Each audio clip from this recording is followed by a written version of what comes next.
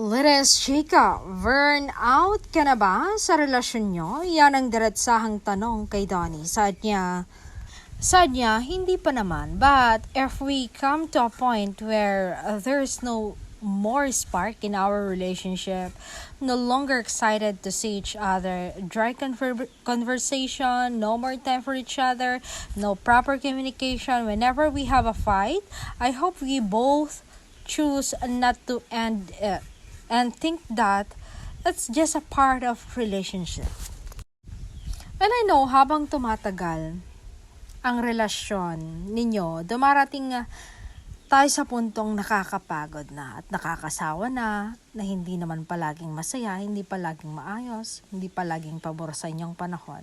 May mga nagkakamali pero ang importante, hindi kayo nag-iiwanan sa mga panahon na mas kailangan nyo ang isa't isa. Yan kami ni Belle. Hindi kami nag-iiwanan.